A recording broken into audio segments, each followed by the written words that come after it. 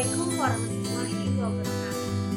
Masih dalam rangka menyambut Idul Fitri, saya, Sinta Bella Triberiana, ingin mengucapkan minal aidin wal faizin, mohon maaf lahir dan batin. Seperti video-video sebelumnya, saya ingin menjelaskan materi singkat tentang manajemen aktiva dan manajemen pasiva bank. Yang pertama, saya akan menjelaskan apa itu manajemen aktiva. Manajemen aktiva bank adalah manajemen yang berhubungan dengan alokasi dana dalam kemungkinan investasi. Jenis-jenis aktiva ada 4. Yang pertama, cadangan likuiditas. Cadangan likuiditas memiliki 2 kelompok, yaitu cadangan primer dan cadangan sekunder. Lalu, jenis aktiva yang kedua yaitu penyaluran kredit. Salah satu bagian utama lembaga keuangan termasuk bank adalah menyalurkan dana kepada masyarakat. Lalu yang ketiga adalah investasi. Investasi dapat berupa penanaman dana dalam surat-surat berharga jangka menengah dan panjang atau berupa penyertaan langsung pada badan usaha lain seperti saham atau obligasi. Lalu yang keempat adalah aktiva tetap dan inventaris. Tergolong sebagai aktiva yang tidak produktif dalam menghasilkan penerimaan dana oleh Bank Indonesia, dipandang sebagai aktiva yang resikonya tinggi. Kemudian, pengertian dari manajemen pasiva adalah manajemen pasiva bank mempunyai 2 pengertian.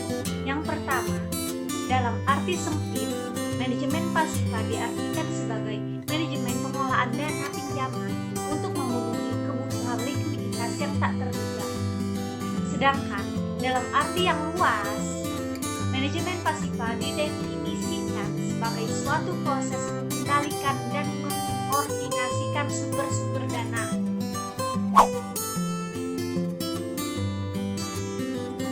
Jenis-jenis manajemen pasiva terbagi menjadi 4 macam.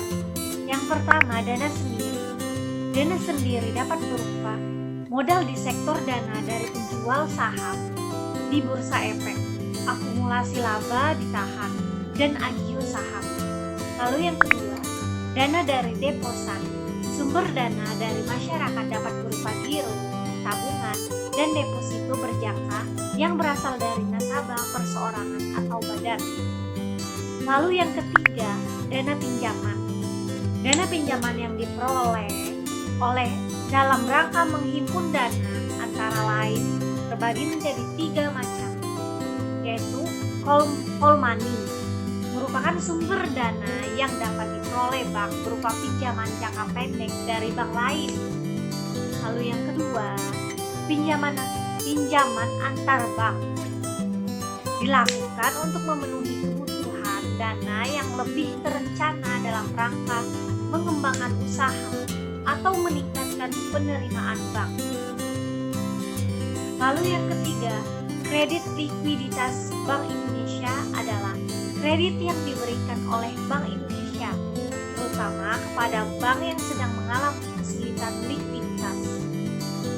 Lalu, jenis manajemen pasiva yang keempat adalah sumber dana lain. Sumber dana lain dibagi juga menjadi 4 macam.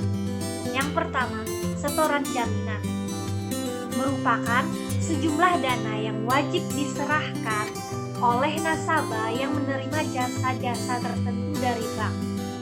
Lalu yang kedua, dana transfer, yang tersimpan di bank tidak menimbulkan kewajiban bagi bank untuk memberikan imbalan jasa berupa bunga, sehingga dana yang merupakan dana murah bagi bank.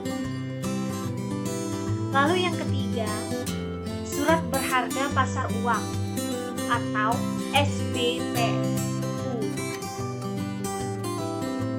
merupakan surat berharga jangka pendek yang dapat diperjualbelikan dengan cara diskonto oleh Bank Indonesia. Lalu diskonto Bank Indonesia Fasilitas diskonto adalah penyediaan dana jangka pendek oleh Bank Indonesia dengan cara pembelian promes yang diterbitkan oleh bank-bank atas dasar diskonto. Adapun tujuan dari manajemen aktiva dan manajemen pasiva adalah menyediakan profit atau pendapatan yang maksimal bagi pemegang saham, menyediakan aktiva lancar dan kas yang mencukupi, menyediakan cadangan apabila kas tidak tercukupi, memenuhi kebutuhan masyarakat untuk kredit, lalu mengelola kegiatan bank secara hati-hati karena berkaitan dengan pengelolaan dana masyarakat. Pentingnya manajemen aktiva dan manajemen pasiva meliputi yang pertama, bank merupakan financial intermediary institution, yaitu lembaga yang mentransfer dana dari unit surplus kepada unit defisit dengan metode pembayaran tidak langsung atau indirect financing model. Lalu yang kedua, manajemen bank selalu dihadapkan pada konflik of interest antara likuiditas dan rentabilitas. Yang ketiga, prinsip kehati-hatian atau prudent banking, khususnya dalam menetapkan struktur pendanaan yang sehat. Lalu yang keempat, jumlah dana yang dioperasikan oleh bank atau loanable fund dalam bentuk kredit atau investasi surat berharga. Adapun cara pengelolaan dana manajemen aktiva dan manajemen pasiva. Cara pengelolaan manajemen pasiva meliputi menghimpun dana dengan menggunakan sumber-sumber dana bank. Sumber-sumber dana bank dapat berupa dana yang bersumber dari bank itu sendiri. Maksudnya adalah modal setoran dari para pemegang saham. Lalu, dana yang berasal dari masyarakat luas. Dana yang berasal dari masyarakat luas dapat berupa simpanan giro, simpanan tabungan, simpanan deposito. Lalu, dana yang bersumber dari lembaga lain. Pencarian dan dari sumber dana relatif lebih mahal dan sifatnya hanya sementara waktu saja. Adapun faktor yang harus diperhatikan dalam pengelolaan pasiva antara lain sebagai berikut. 1. Biaya dana atau cost of fund. Komposisi dana diatur sedemikian rupa agar biaya dana minimum. Lalu, kestabilan jumlah dana. Komposisi dari jumlah dana didata sedemikian rupa agar dapat berfungsi mendukung pelaksanaan komitmen terhadap beberapa kredit. Cara pengelolaan dana manajemen aktiva yaitu dengan cara pengalokasian dana. Kegiatan penyaluran dana biasa disebut dengan alokasi dana. Pengalokasian dana dapat diwujudkan dalam bentuk pinjaman atau lebih dikenal dengan kredit.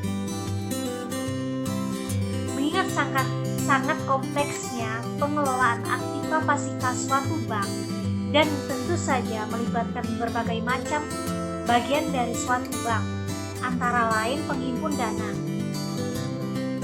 yang mempertimbangkan aspek biaya administratif, biaya bunga, strategi atau cara metode, diversifikasi, jangka waktu dan likuiditas, portofolio dan kaitannya dengan penggunaan dana.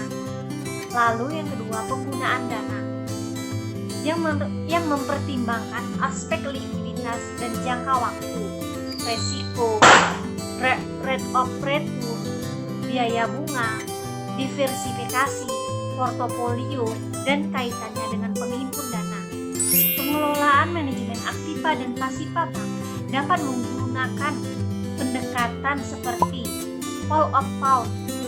Pendekatan whole of fund memperlakukan dana tersebut sebagai dana tunggal tanpa memperhitungkan sifat masing-masing komponen komponen pembentukan dana. Dana tunggal itu kemudian dialokasikan untuk berbagai macam tujuan sesuai dengan strategi penggunaan dana. Lalu yang kedua, pendekatan asset allocation atau alokasi dana. Perlakuan terhadap dana yang mempunyai karakteristik berbeda-beda dengan dana tunggal dianggap oleh pendekatan ini sebagai asumsi yang tidak sesuai dengan kenyataan. Dalam kenyataannya, masing-masing sumber dana memiliki sifat tersendiri, sehingga pengalokasiannya harus secara individu dengan mempertimbangkan karakteristik masing-masing sumber dana. Mungkin itu saja materi singkat yang dapat saya sampaikan. Apabila ada kata-kata yang salah, saya mohon maaf. Kepada Allah saya mohon ampun. Saya ucapkan terima kasih untuk teman-teman yang sudah menonton. Semoga bermanfaat. Saya akhiri. Wabillahi taufiq wal hidayah. Wassalamualaikum warahmatullahi wabarakatuh.